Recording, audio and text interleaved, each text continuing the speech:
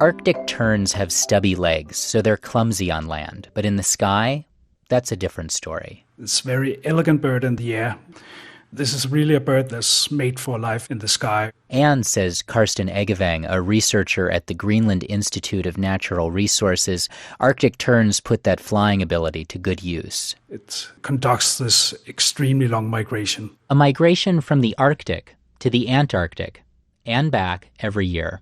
The birds fly across an incredible amount of our planet, and Eggevang wanted to know more about that journey, how they get from the very north to the very south, and where they stop along the way. So in July of 2007, Eggevang headed up to Sand Island off the coast of Greenland, right here. That's where he could find 1,000 breeding pairs of Arctic terns. His plan was to attach little geolocator bracelets to the legs of the birds to log their flight paths. But that was easier said than done. The island we worked on is a very flat island in the middle of a big fjord, so there was absolutely no protection towards storms. So we had some really, really bad weather where our tents blew into the sea. Wait, your tents blew into the sea? Didn't you need those tents to sleep? Yeah, they'll get just devastated by the storms. And if the cold and wet weren't enough, and the noise, they were also under attack. The Arctic terns are very good at defending their colony, so they would attack us all the time from behind where you didn't notice them and pick us in the head with their really pointy beaks. And yet, despite the frosty elements and getting hammered in the back of the head over and over again by the very birds he was trying to study, Eggevang was able to set up a handful of traps. Extremely simple but rather effective trap that we would place over the nest. And once the bird comes back to incubate the eggs, the trap will catch the bird and we're able to handle the bird. Eggevang managed to trap 50 Arctic terns and attach the bracelets to them. And within days, the birds took off in small flocks of 10 to 20 and began their migratory odyssey.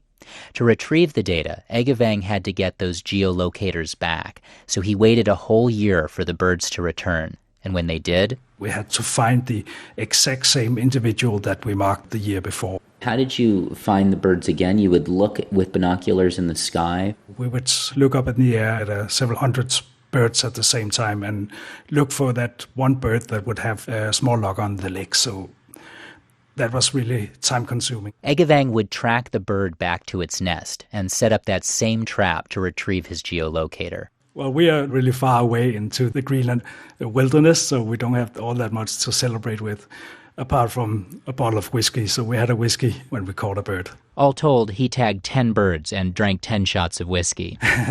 In a moment, we'll track 2 of the birds that he tagged. And if you look in the upper left of your screen, you can match their migrations with a moving timeline. He expected to find the birds would be in a hurry to get where they were going, but after leaving the breeding grounds, the birds spent a month hanging out in the middle of the North Atlantic. This was completely unknown that the birds would do that. Most of what's driving their migratory path is food, so they hang around spots where there are lots of small fish to eat, like this part of the Atlantic. They start flying south again in September. And then something really surprising happening around equator. There's a migratory divide, a split. About half the bird would follow the coast of Africa, whereas the other half would cross the Atlantic and then follow the coast of South America. But even though the birds would be scattered all over the Atlantic Ocean, all of them came back to spend the winter in the Weddell Sea down at Antarctica, where they will find an iceberg and rest and just fish and eat throughout the winter. From November to April. And then within a week, all the birds take off to begin their northward return flight. Instead of following the same routes as they did when they migrated south, they would pick a totally different S-shape pattern, flying towards Africa, crossing the equator around the 1st of May, and then reaching almost as far as the Caribbean before they would start flying towards Greenland. The birds were able to take advantage of a strong tailwind by taking this particular path, so they covered a lot of ground, over 300 miles per day. It's like the birds were in a hurry to get back to the breeding grounds, and they more or less just went as fast as they could. Here you can see the tracks from the birds that Eggevang tagged. He can say something now about hotspots in the ocean, places that are especially rich in food, not just for Arctic terns, but for other seabirds and marine mammals too. That can be helpful in deciding which parts of the ocean require extra conservation attention. And Eggevang has calculated that all the flying an Arctic tern does during its life. It's equal to if the Arctic terns were to fly to the moon and back 3 times.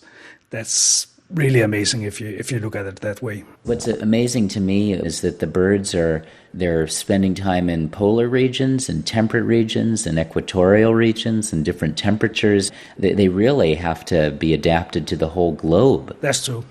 So do you have kind of a new respect for these birds after seeing the results? Yeah, absolutely. I mean, they are really, really tough small birds. And because of where Arctic terns spend their time, says Eggevang, in a year they not only see more of our planet, but also more daylight than any other creature on Earth.